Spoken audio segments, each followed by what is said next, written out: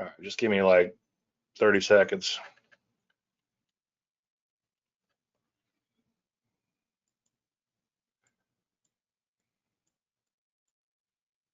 You can do it. Why won't this stop? All right, nearly there. Dang.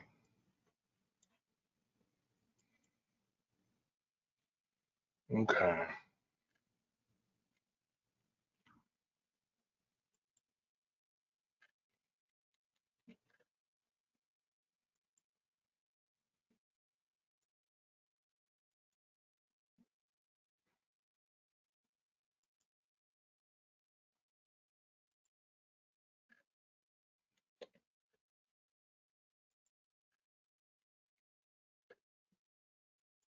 All right, stream's up. That's good.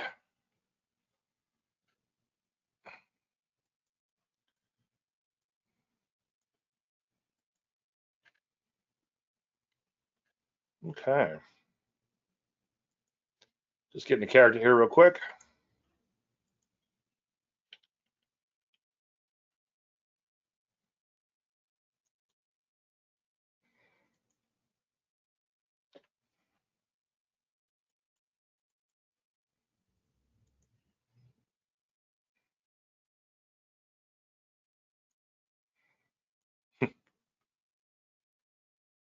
Well, one day is Thursday, August 14, 2025, and this is the week and charts. Obviously, I want to thank all you guys and girls for attending today. I appreciate you taking time out of your busy schedule. I am going to have to get better at getting the word out on this.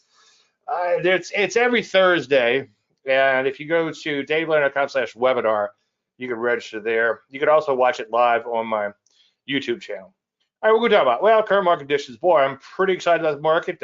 Check back often. A few days ago, my wife was like, well, you were feeling so good about everything yesterday. What happened? It's like, well, shit happens. Is what happens. But anyway, your questions on trading, just feel free to punch them in. Your favorite stock and crypto picks. I just add USD past behind each crypto pick. So today I'm going to talk about the methodology in action. Mostly that's what we'll focus on. And we'll pick up on a million little things and some of these other things. I have a couple of things I really want to get into. I have for next week and weeks beyond, I have a mind and trade presentation that's in the back of my head. But this week, I was consumed with a methodology in action. That's super important. And I believe I'm going to show you here the missing piece. And I think that's important, very important. It's something that I was missing, and then it'll make sense in 1 second. We have an ogre, some damage control, squeezing out additional profits, dead money, just tons of stuff, and why it pays to attend Dave Landry's The Week in Charts. There's a disclaimer screen. As you know, you can lose money trading, or as often summing up. All predictions are about the future, and a lot of stuff can happen between now and then. Thank you, Greg Morris, for giving me that. There's my contact information. If you need to reach me, you can also reach me at dave@davelandry.com. All right, let's talk about the mystery charts and the methodology in action. As I've been saying quite often, when I have a big hunk of the show that's methodology in action, I always feel like that's kind of boring. It's not too exciting, but it is exciting. And that's because this is how we actually make our money. And early in my trading career, the missing piece was the show me, and I got very lucky, and maybe luck and whatever else, but hard work, luck. What's the other things you need to do?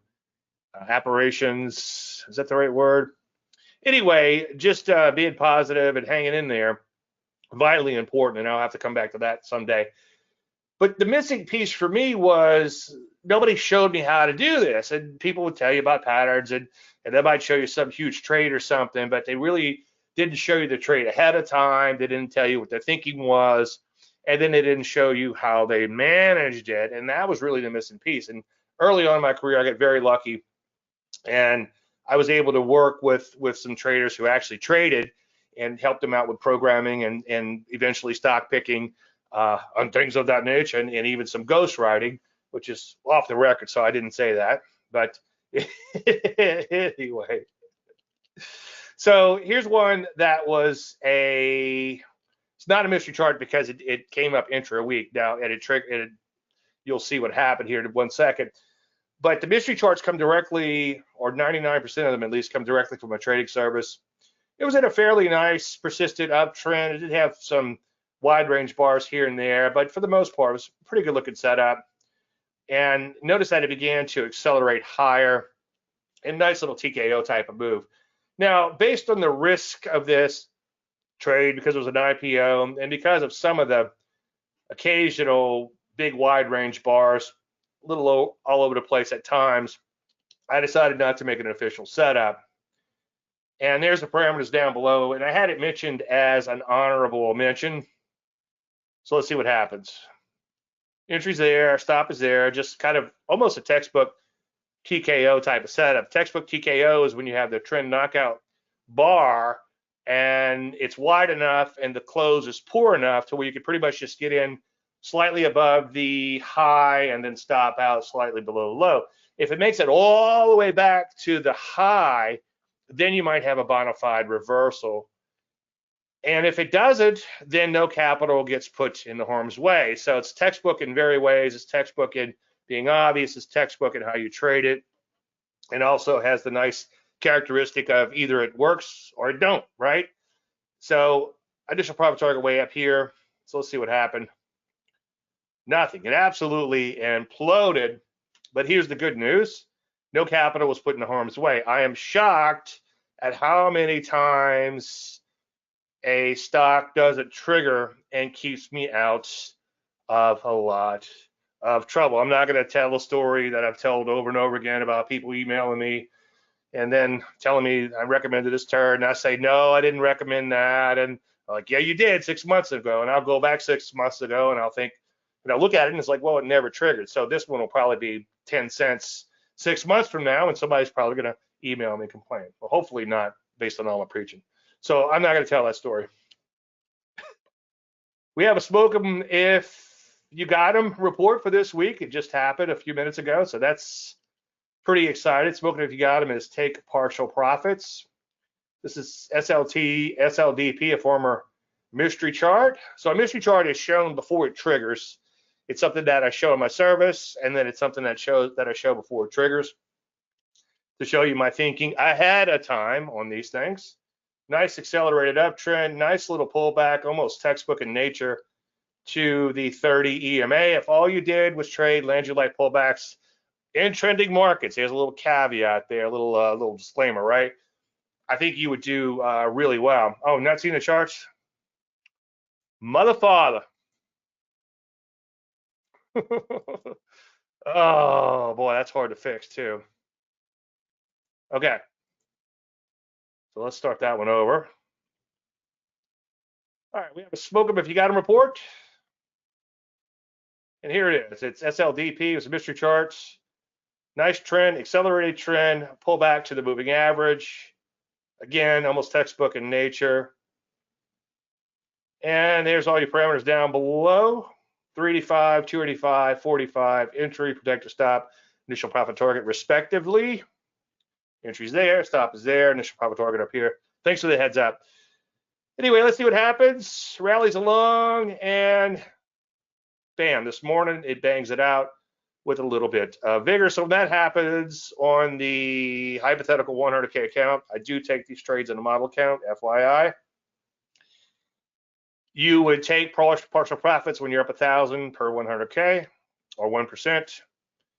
Now, what I want to show you here is yesterday it came within 2 cents of the initial profit target. It happened like very late in the day, and I didn't have an alert at that level or a limit order because I messed up on this trade getting into it. I got in sort of late, so I was trying to squeeze out a little bit more profits. But if you did follow the original plan, as I should have, I'm admitting guilt here, right? Then within 2 cents of an initial profit target is pretty darn close. So make sure you lock that in. Now, I didn't lock it in, again, because I was looking for a little bit more in the position. My alerts were much higher. But anyway, when it gets that close, make sure you lock and load. So there's 1580 open on the remainder of the position based on this mark to market. Now, what I like to do, and I did this in accounts outside of the model, and I may occasionally do this in the model account too, just to show you how it's done. But what I did this morning is like, okay, well, this thing's moving nicely. It's above where the IPT should be. So what I'm going to do is I'm going to put in a trailing stop on half, and I'm just going to keep it pretty tight, just 10 cents, because it had already begun to rally.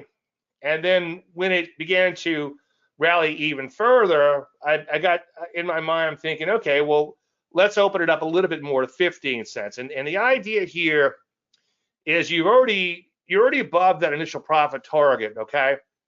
And then when you begin trailing that stop, and that trailing stop is around your initial profit target, then you sort of, or where you're supposed to be within the system, okay, within the initial profit target, then you could maybe squeeze out a little bit more profits by letting that stop open up intraday. This is exactly what we do with the longer term positions. KTOS, I hope I have a chart for that. I should have a chart for that. That's one we've been in for quite some time. And that one, the stop is really, really wide. It's going to hurt when it gets hit, believe me, but we're already taking partial profits. And we're sort of playing with the market's money, so to speak. We're free rolling, as Charlie Kirk calls it when he saw my money management.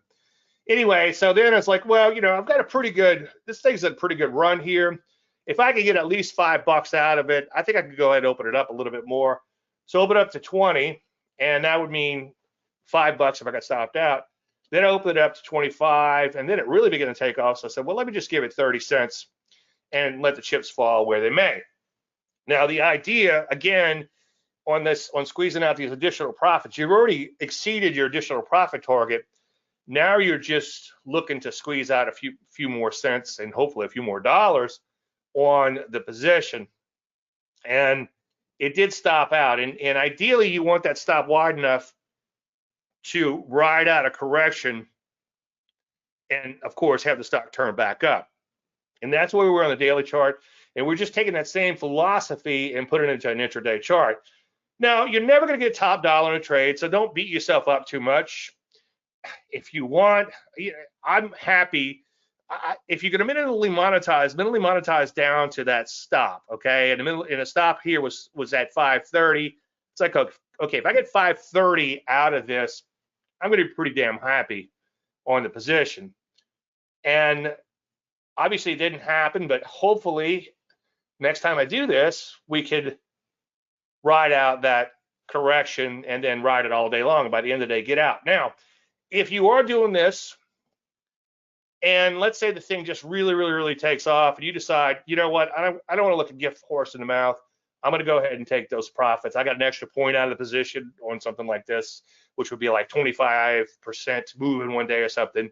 Yeah, by all means, lock and load if you want to do that. But I kind of make it a game where it's like, okay, I want to try to ride half of this position all day long, and I'm going to get out on the close, and hopefully much higher than the initial profit target.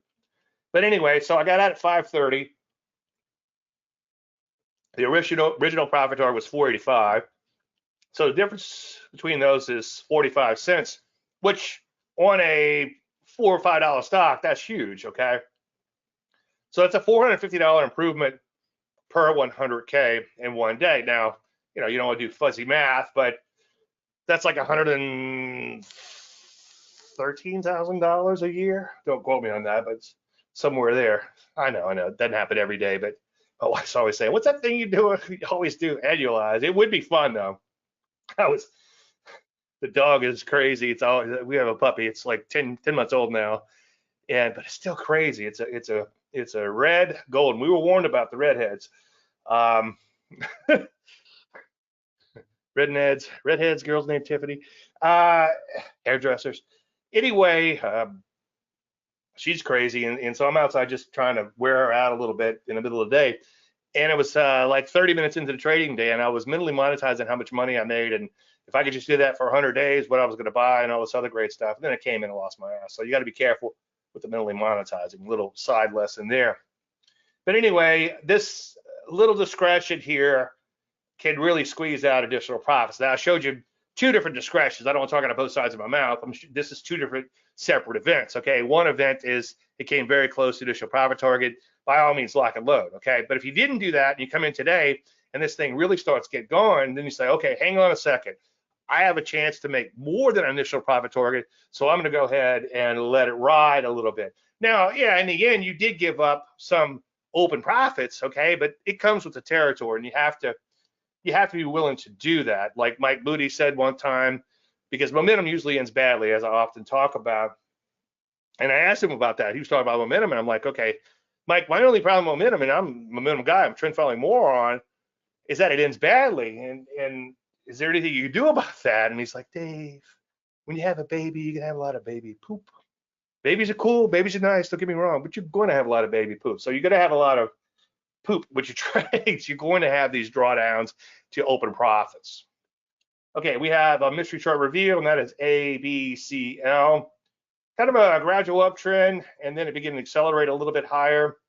Lots and lots of Landry Light. Again, another Landry Light pullback. I think if all you did was trade Landry Light pullbacks in bull markets, okay, I think you would do just fine. And I was thinking yesterday, like, well, how would you define a bull market? It's like, well, let's just say if you're within 10% of all-time highs, then you're in a bull market, kind of like the TFM 10% system does. Anyway, pull back to the moving average. Nice little nearly textbook type of Landry Light pullback. There's all the parameters down below. Entries here, stop is here. There's our profit targets here. So let's see what happened. So far, not a whole lot. Kind of triggered on the fast move. It's just chopping around a little bit. We're underwater a little, maybe breaking even so far on that one.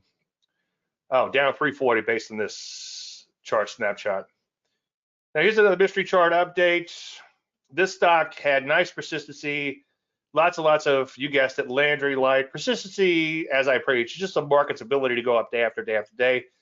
And if you could draw a line through most of the bars, which is mathematically equivalent to linear regression, I just like to draw lines, you know what I mean, I keep it easy.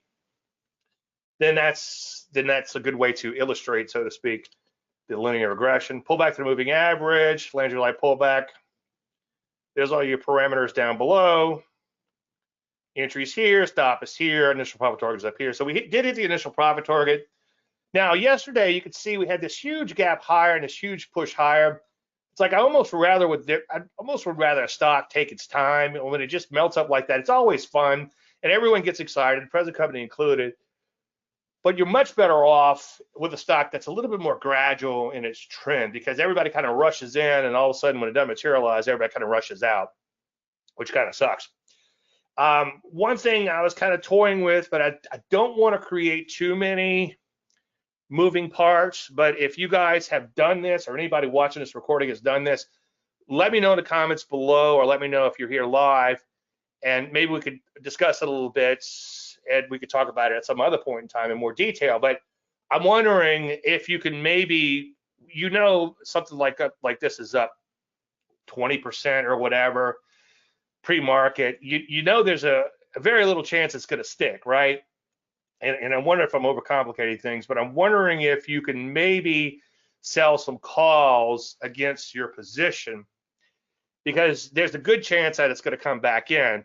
And I'm just talking about a small part of your position. You're already taking partial profits, okay? So you're free rolling, but I forget how many shares we had on this one, probably a couple thousand at least. Oh, just 800. Okay, so say you've got 800 shares and you come in with an open like this. Could you sell a couple call options out of the money, and if this thing implodes like it did, then shut down those call options? You still have your position, and at least you picked up a few $100.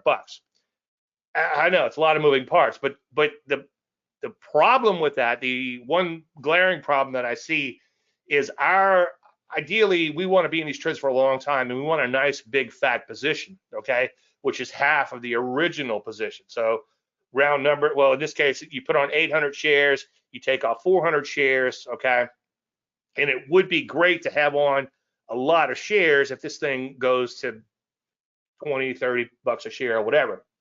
So you are giving up that opportunity cost by scaling out a little bit, but it almost seems like a gift horse. So I'm a little torn on that. and maybe we could talk about it a little bit and figure it out. But anyway, you bank 1,000, your stop goes to break even, and that way, barring overnight gaps, you're free rolling on that. And as of this mark to market, there was 692 open, and this number might have changed a little bit. So $676 total on the trade or thereabouts. Okay. And now for something a guru has never shown you. This would be a losing trade. Anyway, accelerated uptrend once again, bigger picture cup and handle as we talked about quite a bit. Also an IPO, so there's some excitement there. One thing I was thinking about as going live is, yeah, it sucks that it stopped out, but whenever you stop out in a trade, go back and do the forensics and ask yourself, would you have taken this trade again?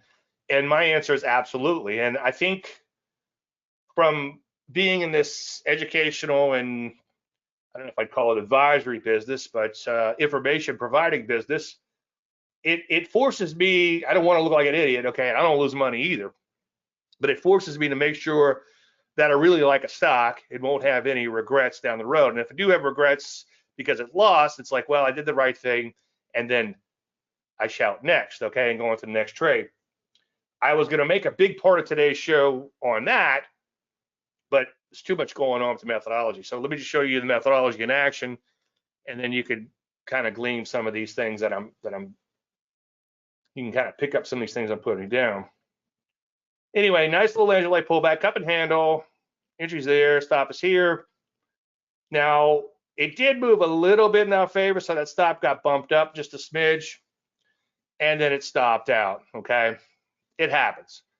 So we're risking 2% per 100K, that's $2,000, and because that stop went up just a little bit, we lost a little bit less than 2% on a trade. Now, there's the loss down below, $1,834 or a 1.84% on the entire account. Now, when it comes to using discretion, we talked about a little discretion earlier. If it's 483, you're looking for 485 or whatever the number was, 583 or 585, I forget. It's okay to take profits a little bit early because you're almost there, and sometimes the market gets really, really close but doesn't get there. You know, it's like the market doesn't work at exacts. And I remember we were in a stock years ago, and the stop had, I think the stop was, I don't know if it was the original stop or whatever it was, the stop was at $8 a share, and the stock went to $7.99. Now it had a print there, but I'm not sure that it actually had a trade there, but technically that stop was hit, okay? And someone said, well, how come you didn't just place your stop at $7.99? It's like, well, nobody is that good, okay? So you have these, I don't want to call them rough parameters. There's fairly solid parameters to work around, but you have to be willing to give them just a little bit of wiggle room. So discretion is not like pulling a stop and hoping. Discretion might be pulling a stop, let a market open, see what happens, and then either bail out or put in a stop at an uncle point, a point where you can't take any more pain to get you out of the position.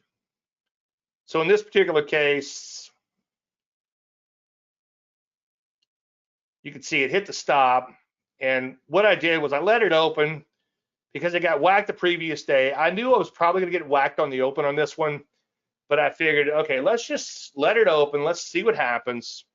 And if this thing starts to implode, this is with a discipline. You really need discipline. You just have to close your eyes and sell, okay?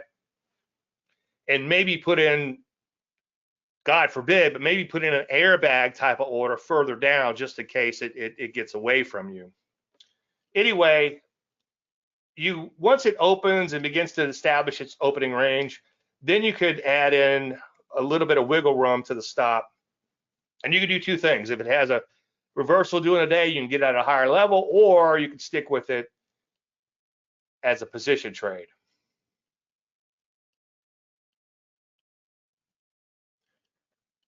Now here's BTM. This is something else the gurus never showed you. And again, nice little pullback, almost a Landry-like pullback, acceleration, just a good looking stock, right? Entry's here, stop is down here, initial profit target is up here. And you can see it stopped out for, what's that, an 1,800 and a half loss, okay? So then you shout next and you move on. The secret to trading success is moving from one failure to another without any loss of enthusiasm. And that's was going to be part of the presentation that I was going to do, which I'll just put off for a few weeks. We'll get to it. And that's Churchill, for those of you who have heard it before. But you do have to watch that you're not becoming the definition of insanity, is doing this, which is doing the same thing over and over and expecting a different outcome. And that's Einstein. But as long as you can look back at a trade and say it was persistent, it was accelerating, it looked good, the pattern was there, the setup was there, it traded cleanly, and all those other things that I spent, I forget how many hours, 14 hours talking about in the stock selection course, little soft sell, I guess. But the point I'm trying to make is there's a lot to it, but there's a lot of simple things to get you started, okay? The main thing you need to know, the 90% you need to know is like that much, and then the other 10% is a lot, okay? Which you only need to know once you know the basics. But if you can go back in time and say, you know what? Yeah, you could drop an F-bomb, but if you go back in time and say, well, that really looked good, I did the right thing, no regrets. Now, again, I use a little discretion on this one, and I'm not saying, again, throw caution to the wind. But this thing was getting absolutely annihilated pre-market, okay? It was down with a 3 handle, way, way, way, way down here. I said, okay, I'm going to get creamed on this one, but it's probably overdone. I don't know that, okay? It could go to zero by the end of the day. I got out of a little Chinese stock that I got creamed on not long ago, and I forget where I was in it. I'll just pull a number out the air. It's probably in it at like 7 or whatever, and it was down around 4. And I felt like an idiot exiting at 4, and by the end of the day, it was like at $1, okay? So I didn't feel like as much of an idiot by being prudent and getting out as I should. But in a case like this, it's getting whacked so hard, it's like, okay, let's just see if it's overdone. Let's see if some bargain hunters step out. Let's just see what happens. And then it did improve tremendously by the open, but it was still at or below the stop. And when I did this case, same thing with the VG, is it's like, okay, well, let me just pull the stop. Let's see what happens. And then once that opening range was established, I put in a stop below the low of the day, and that became my uncle point. So again, don't throw caution to the wind, but sometimes in these damage control situations, especially if it's really getting cream pre-market, you can let it open, see what happens. Try to keep your head while everybody else is losing theirs, right? And then go in and replace that order. Here's another mystery chart update. This is Katos. And it's hard to really see how great the setup looks because the chart is now this big as opposed to where it was back then. But if you back the chart out to the middle of July, you'll see it was a nice Landry-like pullback. Again, pull back to the moving average. And there's the setups, the parameters right here, 43, 36, and 50. Entry is here, stop is here, initial profit target is up here. So when it hits that IPT, again, you're going to bank 1,000 per 100K, get that stop up to break even, and then gradually let that stop open up as the market moves in your favor. You're adjusting to ride out the longer term volatility. And as I've said quite often recently, if you do this right, meaning that if you have a really good setup and you're capturing a market inefficiency, the volatility is going to increase dramatically and the price is going to increase dramatically. So as that price increases, point-wise, you're going to need a bigger stop. Also, if you're trying to ride out a longer-term trend, you're going to need a wider and wider stop. As I preach, that's why if you went in as a pure longer-term trend follower, then your results would be phenomenal and occasionally abysmal, okay? Not that we don't get whacked pretty hard, not that we don't have pretty serious drawdowns, but they would be far more worse if we weren't taking those partial profits. So that helps to mitigate the damage. And we're also adjusting to that longer term volatility slowly but surely as the price moves more and more in our favor. And I don't want to use the word hope, but hopefully we'll be in this stock for a long, long, long time. We'll see. I put the dates back in the spreadsheet. So if you're looking at give it about a week, if you're looking at the delayed versions, you'll start seeing the actual dates that we went in on these trades, and you can go back and look at them. And hopefully, again, we'll have dates going back for years in a couple of years. Anyway, again, this was dead money for a while, but then as of a little while ago, it was 37.57 open. So it's better than the poke in the eye. 47.57 total in the portfolio, which isn't too bad, better than the poke in the eye. Here's KGC. This was a gold stock. Triggered way back here in May, okay? Entry was there, stop was there, initial profit target up here. Now this became the mother of all dead money examples. It just went sideways, but it really didn't do anything wrong. It never actually traded. It had 1 or 2 days below 30 EMA, but for the most part, it did okay. And by not doing anything wrong, I mean, didn't hit the stop. And I know it's tough. And as I say ad nauseum, if I wasn't putting out a trading plan every day, I would be less prone to follow it. Okay. What does that mean? Well, it means that I'm telling you to stick with it, so I'm gonna stick with it, so I could show you, after all is said and done, good and bad and different, how things shake out. And believe me, it's hard. That's a couple of months of sideways action. You feel like it's dead money. I guarantee you, because I've seen it many times before, most people will get bored with it and pull the money because it's not exciting. But you need to follow the plan. And this was many years ago, maybe 20 years ago.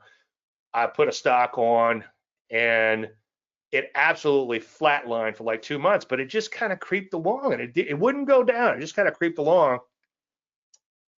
And then they got bought out overnight. And I'd actually rather a stock go up for 5 years than get bought out overnight, because the buyout is like a one-time payment. If its thing becomes huge, like an Amazon or what was that computer one a while back, SMCL or whatever, or a little sleepy coal company like we rode out for a few years, I'd rather ride out a stock for a 500% gain than get an overnight 100% gain, or whatever the case may be. But anyway, I received a few letters congratulating me, emails, I guess. They had email back then. Anyway, congratulating me, and they said, well, but I got bored and shaken out of it, so follow your plan. So anyway, stop goes to break even, obviously, and then as of this screen capture, we had 2,200 open. Here's another gold stock. Did we talk about? No, we did talk about this one. So this was kind of a double dead money report. This thing triggered and was slightly positive for a few days, looking okay, and then it implodes, but it didn't hit the stop. So follow the plan. I know, easier said than done. Used to be much harder for me, again, until I put my trading plan out there. So you bank 1,000, and then after that, it dies out for a couple of months. But then as of this mark to market, you've got 1476 open, so that's 2476 for the entire trade by sticking with it. All right, any questions on all that? I know I went quickly, but this is a lot of the same stuff I repeat each week. I'd encourage you to go in and watch the methodology and action portion of the weekly charts. I have a separate playlist just for those. I know it's not the most exciting thing in the world, but hey, the ultimate goal in this business is to make money and, of course, protect capital in between. And if you go in and look at the methodology in action, even if it's a little boring, you'll see how it actually works, warts and all. And if you go in and watch those old services, davelearn.com/archives, or YouTube/Dave Landry, go to the core trading service, and I have them on delay, and there's a few to catch up on that I'll catch up on soon. So they're only a few days old, depending on what happens. Once everything triggers, I catch the services up to current, so you can go in and see what's happening. within a few days on that, and I would encourage you to do that too. Anyway, opening gap reversal is an intraday strategy. I try not to trade too much intraday. I probably do a little bit more than I should. Ideally, I'll tell you this, it's kind of like the Jimmy Rogers money line the corner thing. If I just wait until I absolutely can't stand and I feel like I'd be stupid not to take an intraday position, I almost always make money. What kills me is the losing money in between. Just like I said, a couple days ago, throwing the ball with the dog, thinking how much money I made, and in 100 days, I'm going to buy a car, I'm going to do this, or I'm going to do that, or whatever. And of course, God laughs at your plans. Went in, came back to the office and gave it all up. So there is a danger with this intraday stuff. You got to be really careful. And I would encourage you to be more and more selective. And years ago, I spoke at a day traders conference, and they really were day traders. Usually they say they're day traders and have one or two guys that day trade and nobody else. But this conference was filled with a bunch of day traders. Nobody, I think, was over 30 years old. I was the oldest fart by by a factor of 2 probably. And where I was going with that is these guys young and full of piss and vinegar and all. But what's interesting is one guy gave up and gave a speech, and he reduced his trading account, his trading activity. He reduced his activity by about a third, and he tripled his profits. So he became more selective. So I think that's the missing piece, is figure out how to become more and more selective. And one way to do that is you take a bigger picture daily pattern like this, and then you look to go in intraday for a piece. As I've said before, I knew a day trader many years ago. He would look at weekly, sometimes even monthly charts, and he would have all this behind him all set up, and then he'd go in and grab a point, okay, almost scalping like. Anyway, so this was J-Nug. I mentioned this in the Facebook group as a potential ogre. Now, keep in mind, if you're going to trade like AMD, I think we talked about last week, AMDL is what I used for my vehicle there. You want a much longer term trend, okay? And you want a lot more things like persistency, acceleration, all those other things. With the ETF, a little bit different story. ETFs are going to be a little bit more efficient. So if you have a fairly decent trend and trade like this one here, that's enough, and it's fairly persistent too. Notice that it went up for the most part day after day. Anyway, so you're looking to catch that reversal back into the direction of the trend. Things get a little overdone pre-market, and then the market comes back up. Not all the time, but often enough to make it worth trading. So anyway, I mentioned the Facebook group as an ogre, and here are the trades, a couple hundred shares. No big whoop, right? Just kind of S&G type trading, but bought it here, sold half here, and trail the stop up when that happens. And then I got stopped out on the remainder. And let's see if I have the actual trade. No. So this happened this is a 15-minute chart, within about 30 minutes of the open, and I was done with this for the day. And again, my goal was to get a small profit. I was looking for like 1.5, and then that trailing stop was at 1.5. And when these things work, here's one. This is one of my favorite intraday patterns, because I'm not staring at a stupid screen all day long. You watch the open, and in a case like this, it kind of does a little gyrations and ideally sells off a little bit first. Then you're like, aha, I'm going to put an order above that opening range, okay? And when you get triggered, you're like, okay, well, how much room is this going to need? And you probably need to do that math ahead of time. It's like, well, okay, about 1.5. So I gave it 1.5 below, which gives me 1.5 above initial profit target. So you set a trailing stop at 1.5. You set an initial profit target at 1.5 above your entry, okay? And if that profit target gets hit, then you let it ride and let that trailing stop do its work. Now, if it really, really takes off, sort of like I did earlier with the SLDP, then of course you could open up that trailing stop a little bit more and try to make it all the way to the close and exit on the close. But if all I did was for the intraday stuff was just wait patiently for these opening gap reversals like this, and something else that's very, very obvious, maybe like a Russian doll type setup where you have a pullback or a ledger light pullback or something, and it begins to take off, and you look to get that first little push out intraday. If all I did was that, I probably would do okay longer term and not get sucked into other trades. All right, I just want to show you a reoccurring theme that I play with crypto. Now this is why it pays to watch the weekend charts, because last week in the weekend charts, and this is kind of a big ugly link in here, but I could throw this in the comments below once the recording goes up on YouTube. But at this point in time, I said, paraphrasing, that, oh, that one looks pretty good. I was doing this live analysis on the crypto. And I said, I'm going to put an alert in, and if that alert triggers, I'm going to buy it. So you know what I did? I did exactly what I said I was going to do. Why? Because I said I was going to do it. You know, if I was just looking at this thing and said, oh, it looks interesting, I might have forgotten. But I went ahead in the weekly charts. If you go in and watch it, I put an alert in at that level. And then when I got the zing, I'm like, well, I guess I got to buy this because I said I would. Now in crypto, I use a 20% initial profit target. As I said before, like in stocks, I probably should eventually adjust it to the volatility of the market, but 20% seems to be a good round number on these. So you sell half at 20%. And again, as I've said before, I'm taking a crumb off of these position and putting it to Bitcoin. It's actually beginning to add up, which is kind of cool. My ultimate goal would be to mine these shitcoins and turn them into Bitcoin. It's the shitcoin to Bitcoin thing.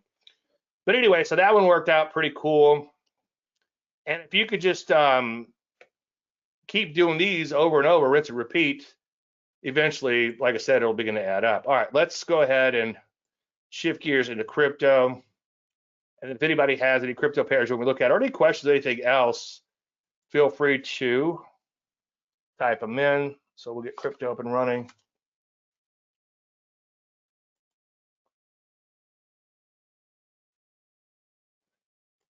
Okay.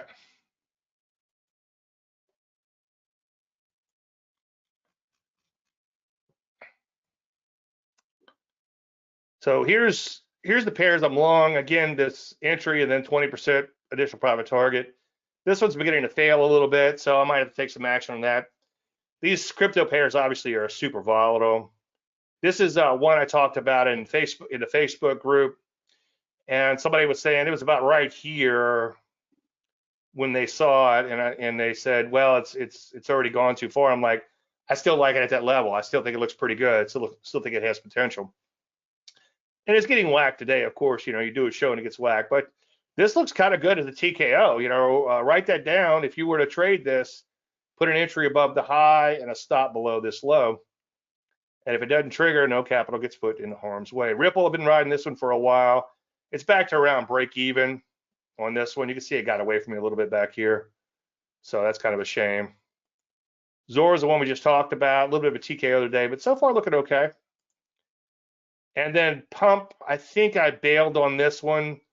If I didn't, I need to think about bailing on it. I need to double check that. So shame on me if I didn't. But it did shoot up, hit the IPT, and come back in. And you know, if it hits the IPT and scratches out, so what? I mean, you made money, be happy, move on to the next.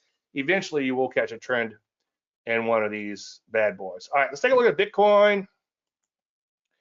Bitcoin's getting whacked today, really bad. Outside day down.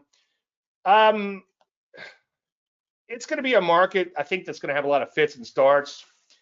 And I think every time it gets to these high levels, you've had so many people that have so much money from way back in the day. And think about the guy who collected I forget how many Bitcoins it was, but it was an absurd amount. And don't quote me on this, but it's probably $100 million worth, or maybe $1 billion worth now. I don't know. That collected the Bitcoin for the pizza. Pizza cost him, I don't know, I'll just pull a number out there, $50, probably only $25 back in the day. It was 2 pizzas, so $50, whatever.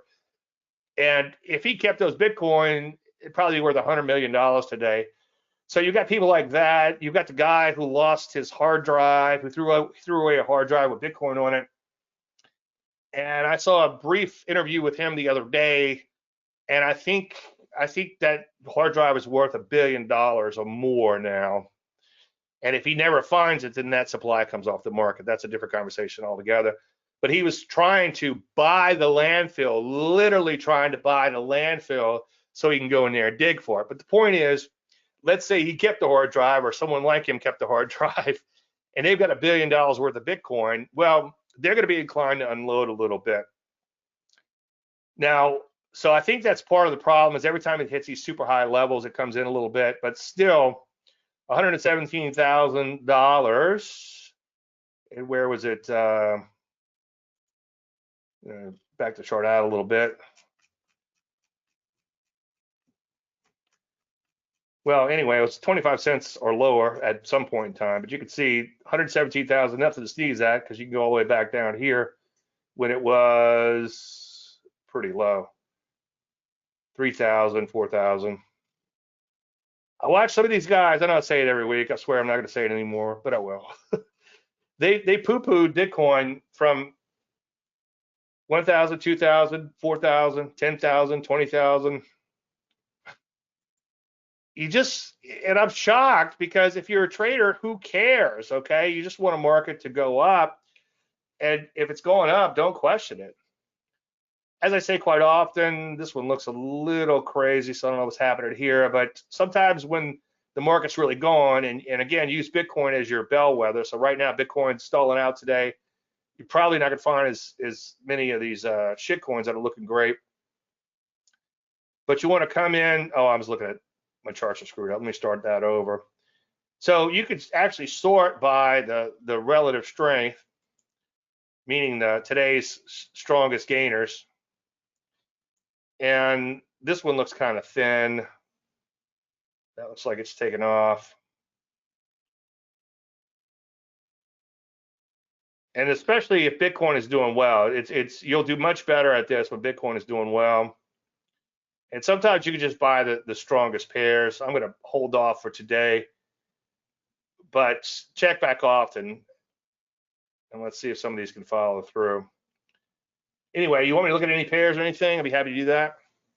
All right, let me jump into stocks. We'll take a look at stocks real quick, and then we'll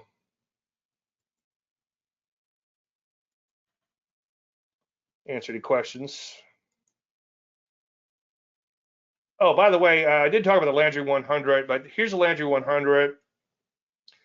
And one thing I was thinking about as I went live, you would never buy a stock like this that was going straight up, but if you're going to buy 100 of them, you're going to catch some pretty decent moves. So this was bought on 729, and let's see right there. So it has to make a 1-year closing high, and that's my parameters now. I might throttle those back, as I've said quite a bit. So even ludicrous would say it's ludicrous to buy a market that overextended, but it's now going up another 130% from there. No money management in this. I am doing it, or done it a little bit, whatever the correct English is, with a very, very small amount of money. And in doing that, I put in 100% IPT. And then, like, just to show you, now, again, the Landry 100 has no money management in it, but this one here got in the back here. It shot up at 100%. I took off half the profits, and then it got absolutely creamed. Okay, so shit happens sometimes twice. And by taking half off and getting a totally free position, right? It saved my ass on that one. And I'm if it goes to zero, then I broke even. But I think that if you were doing this portfolio in real life, you might have to adjust the parameters a little bit. We had one that was up 3,000% a while back, so that would be like 30% of your entire portfolio, 100 stocks, right? One up 3,000%. So you probably would want to scale back a little bit. And by the way, that would be a beautiful case for selling some absolutely ludicrous, like 200% IV or whatever they are, calls out of the money. You could have probably absolutely printed money on something like that, because it did implode quite a bit before we took it out of the portfolio, and it was like a 1,700% gain. I didn't actually take the trade, so I'm not bragging. I'm just telling you how this momentum thing works. But anyway, that's the Landry 100. And if you're in the Facebook group, I do supply the list when asked for it, and I also update it fairly often, nearly daily, in the Substack group, and I also include the pie chart of all the sectors. And that's kind of fun. I know you want to part of it with me, but that's kind of fun to watch the shapes kind of shrink and get bigger to see where the money is flowing. And the other thing that it does is it helps you to find like some little tiny area that might be developing, like small scale nuclear or whatever. So I'm having a blast doing this. I quit doing it years ago because it was a pain in the ass and the market was choppy, and I regret that. That's one of my biggest, not my biggest regrets, but it's a certainly up there. But now I've been doing this for about a year or so. This has been a lot of fun, and this is a really good experiment. And you know, if you look at some of the stocks in here, for instance, like SLDP, this is one we're long. Okay, so this one went in on 7.2. So there's another hidden benefit. Okay, 7.2 is right there. So I added it to the list. Now it took a while to set up. I didn't get long until I guess this day here, or actually it was this day here, this big wide range bar. But you can see at least it gets them on your radar. All right, so that's the Landry 100. Let's hop into the overall market. Any questions, just let me know. All right, S&P 500. All-time highs yesterday, coming off a little today, but they could use a breather. So far, rallying nicely out of Landry light pullback. Did it for the NASDAQ composite, almost a break even on the day, so that's better than a poke in the eye. Here's what's exciting. The Rusty, today notwithstanding, the Rusty finally began to wake up. Now, it's getting whacked a little today, but at least it pushed into and slightly past this overhead supply, coming in a little. It's probably going to be not going to be a rout as it was the last couple of days, but it's looking better and better and better. So that's the Rusty 2000. Gold, the commodity, coming in a little bit today, back below the 30 EMA. Gold stocks have been outperforming gold for a while. You can see they've recently broken out, coming back in a little. We'll probably see a lot more gold setups. We have one on Landry list today. Biotech had a bang-up day yesterday. It's kind of flatsville today, but it's pushing through this overhead supply. As I've been saying ad nauseum, there's a lot of biotechs that are on an individual basis that are doing pretty good. Infrastructure broke out the brand new highs yesterday, getting whacked a little today, but so far, in general, trying to break out. Software is a bit of a bummer. It recently broke out and came back in. So all in great in the world, but most areas are looking pretty good. Defense, for instance, just off of all-time high. So that's certainly a good thing there. Pot stocks are just been on fire lately. They're doing fantastic, just kind of melting straight up. We had TLRY. I received a very nice thank you note. And by the way, if something goes well, let me know. I got one guy, if something goes wrong, he puts out a post for the whole world to see. But when something goes right, he emails me privately. Hey, I want to thank you about that. I'm like, stop talking about the turds unless you're going to talk about them all. Anyway, TLRY was in the Landry list on this day, probably somewhere up in here. Probably on this Landry light pullback. If you go back and look at the archives, you can see it. So we had a nice little double from there. So that's pretty cool. And it was kind of a cup and handle, super volatile type of stock. Don't get me wrong, but I finally got a piece of that one. If I'd have taken the first trade that I wanted to take there, you might not be seeing my fat ass right now. It would have been a $2 million trade potentially. I know it's hypotheticals, but I would have taken it, and I did not take it, and I feel like an idiot. We have John's working today, but he's like, stop bringing that one up because he missed it too. Anyway, take a look at this XME. This is metals and mining. Look at that. That's a beautiful textbook textbook Landry light pullback. Came down, touched the moving average, and just went straight back up from there. That's awesome. I wish they always worked that well, believe me.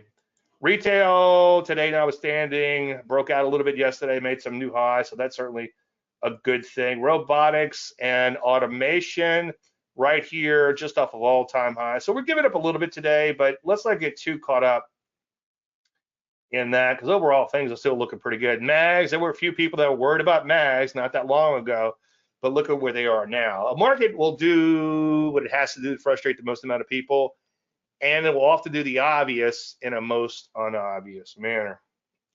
All right, I think that's it for today. Let's take a look at financials real quick. Financials have been lagging a little bit, looking a little toppy, but they've been improving a little bit as of late. I sure like to see a breakout and not look back. So as I said a second ago, all in great in the world. A few areas are lagging, but overall things still look pretty good. And somebody asked me about that. Well, what about these sectors that are lagging? Doesn't that mean that we're going into a bear market? It's like, no, not necessarily, and not just yet. And as I said, I kind of see it as glass half full versus glass half empty, because if those sectors begin to wake up, then I think we're going to be just fine. And I think the market will begin firing on all 8 cylinders, and we're really going to have a sharp move higher. It's like I don't want to blow off higher because those don't last, but I think we could have a substantial move higher. And I know there's a lot of ifs in that sentence. So the other thing too is new sectors are waking up. Like all of a sudden, pot stocks got hot. So that's a great thing. Crypto stocks got hot a little while ago. And so it seems to be a pretty orderly, I hate to use the word orderly when it comes to markets, but pretty orderly rotation so far. Gold stocks did really well. They took a little bit of a breather. Silver stocks took off. Some of the rare earths took off. So it's in there. They're kind of just a little bit of a rolling correction in between. So overall, things are looking pretty good. All right, any individual stocks? I'll give the software a minute to catch up. The Facebook has kind of eliminated the individual stock picking. We normally bring them up and talk about them there. All right, going once, going twice. Well, I'd like to thank everybody again for attending today. I appreciate you taking time in a busy schedule. Anything unanswered, davelandry.com. If you like this video and you're watching YouTube, please like it. If you don't like it, go have no fun somewhere else. Leave a comment down below. I read and answer all comments. Everybody have a fantastic weekend. To you guys and girls at Facebook, I'll see you in a little while. Everyone else, again, have a great weekend. And hopefully I'll see all you guys and girls again next week. Thank you so much, and may the trend be with you. You're welcome.